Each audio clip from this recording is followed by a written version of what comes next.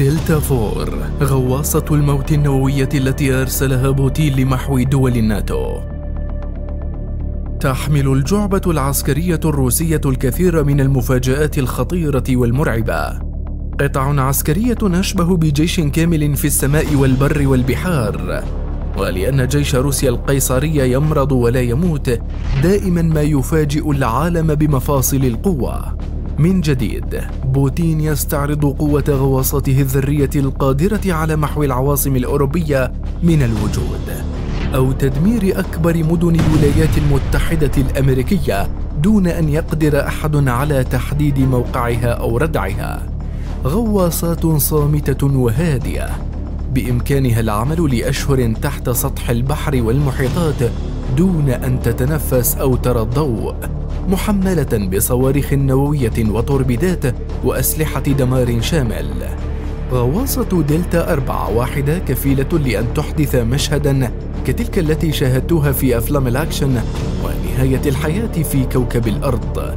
نستعرض لك عزيزي المشاهد في هذا الفيديو مزايا وقدرات الغواصة الروسية دلتا فور. القدرات القتالية. جهزت الغواصة دلتا فور ب16 صاروخا نوويا من طراز RM سينيفاتس عادي، حيث يبلغ طول الصاروخ الواحد 15 متر وبقطر 1.5 متر وبوزن 40 طنا، وبمقدوره حمل 4 رؤوس نووية بمدى يصل إلى 11,000 كيلومتر. ورشقة واحدة من صواريخ هذه الغواصة قادرة على تسوية دول بأكملها وجعلها قطعة من الجحيم. كما تحمل الغواصة مخزنا يتسع ل36 صاروخا ومنصة رباعية الفوهات لإطلاق الصواريخ المجنحة من طراز كاليبر، والصواريخ الفرق صوتية كصاروخ تسيركون، إضافة لحملها منصتي إطلاق توربيدات بحرية من طراز N15 نوفاتور النووية بقدرة 200 كيلوطن، والتي يبلغ مداها 48 كيلومترا، وهي مخصصة لمكافحة الغواصات والفرقاطات وحاملات الطائرات. التجهيزات التقنية.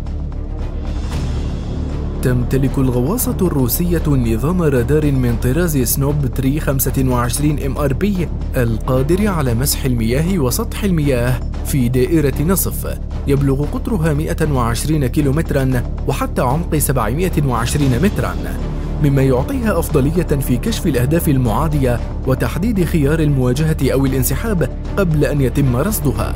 مجموعة من أجهزة الاستشعار الصوتية بمجموع 12 سونارا موزعين على هيكل الغواصة توفر لها دقة عالية في استكشاف الأعماق وتساعد في الغوص الآمن. كما تمتلك رادارا سلبيا بمقدوره تشتيت رادارات العدو وكشف موقعها، ونظاما للإنذار المبكر الذي يكشف عن أي مقذوفات تهدد سلامة الغواصة، بالإضافة لأنظمة الملاحة المستقلة وأنظمة الربط بالأقمار الصناعية والاتصال الراديوي، وأنظمة تتبع مسار الصواريخ والمقذوفات التي تطلقها الغواصة منذ لحظة إطلاقها وحتى وصولها إلى وجهتها، إضافة لأنظمة الأرصاد الجوية وتتبع حركة الملاحة في المحيط. المواصفات العامة. يبلغ طول الغواصة دلتا فور نحو 116 مترا وبارتفاع 12 مترا وبعرض 8.9 متر، ويبلغ وزنها شاملا الحمولة الكاملة 18,200 طن. تعمل دلتا بمفاعلين نوويين يولدان قدرة تشغيلية تبلغ 180 ميجاوات، ومحركين توربينيين يولدان قوة 27.5 ميجاوات، وخزان بطاريات احتياطي يتم استخدامه في حالات السبات والطوارئ. تتيح المحركات للغواصة الوصول إلى عمق 400 متر والتحرك بسرعة 48 كيلومترا في الساعة، وتوفر البطاريات الطاقة للغواصة لمدة 28 يوما دون الحاجة لتشغيل المحركات. يتألف طاقم غواصة الموت من 135 فردا يمكنهم البقاء تحت الماء داخل هيكل الغواصة لمدة 81 يوما بشكل متواصل مع تأمين كل احتياجاتهم بشكل مسبق. كما تستطيع مولدات الأكسجين العمل تحت الماء لمدة 150 يوما. التاريخ التشغيلي. دخلت أول 3 غواصات من طراز دلتا الخدمة في أواخر العهد السوفيتي، تحديدا في العام 1985، وحملت اسم فيرتشوتر، والثانية حملت اسم إيكاتيرينوفبورغ ودخلت الخدمة في العام 1987، والثالثة حملت اسم تولا وقد دخلت الخدمة في عام 1989. واستكملت الجمهورية الروسية مشروع الغواصات دلتا وأنجزت 3 غواصات أخرى هم برايانسك التي دخلت الخدمة في العام 1991، والغواصة كاريليا التي دخلت الخدمة في العام 1993، وأخيرا الغواصة نوفومورسكوفسك والتي دخلت الخدمة عام 1996.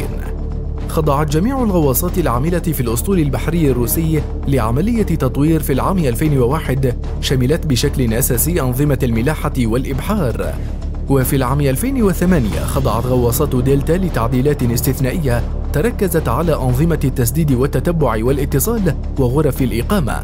والجدير بالذكر أن الغواصات الست لم تشارك في أي حروب حقيقية، واقتصرت نشاطاتها على المشاريع التدريبية والمناورات وبعض الاستفزازات لسواحل بعض الدول الأوروبية والمجاورة لروسيا. الغواصات الأكثر رعباً في العالم. وعلى مر سنوات سبعينيات وثمانينيات القرن الماضي احتدم سباق الغواصات النووية حول العالم، لا سيما بين الاتحاد السوفيتي آنذاك والولايات المتحدة، لكن بقيت أنواع بعينها تتميز بالقدرة والقوة الخارقة، إذ يوضح موقع ميليتري فورسز المتخصص في الشؤون العسكرية نحو 12 طرازا مختلفا منها حول العالم موجودة في الخدمة، أبرزها غواصات أوهايو النووية الأمريكية المستخدمة في البحرية الأمريكية منذ العام 1981 والأكثر رعباً، فضلاً عن الغواصات سي وولف ولوس أنجلوس وفيرجينيا، وثلاثتيهما غواصات هجومية سريعة تحمل صواريخ باليستية ورؤوساً نووية ويطلق عليها SSN 774. أما في روسيا أي الاتحاد السوفيتي سابقاً فتوجد غواصات تايفون التي دخلت الخدمة في ثمانينيات القرن الماضي، وبوريت ميثل ودلتا 4 الروسيتين الأكثر تطوراً، فضلاً عن غواصات أكولا التي بدأت الخدمة في الجيش السوفيتي عام 1986، وهي غواصات هجومية. وسيرا مشروع 945 هي غواصة نووية جاءت بعد مشروع الغواصة ألفا. كذلك تمتلك بريطانيا طرازا من غواصات فانغارد الأضخم لديها التي تم إنتاجها عام 1994 وتحمل صواريخ باليستية.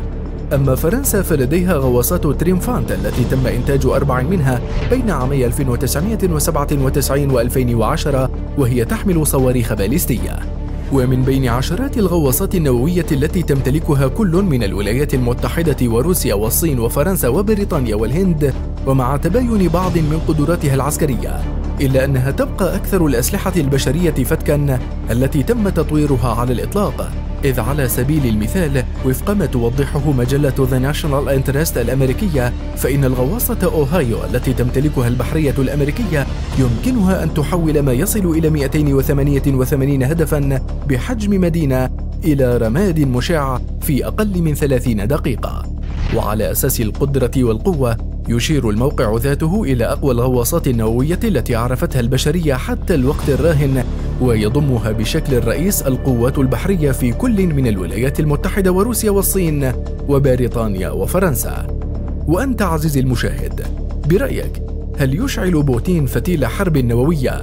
وهل تستطيع خصومه مواجهة الغواصات الروسية؟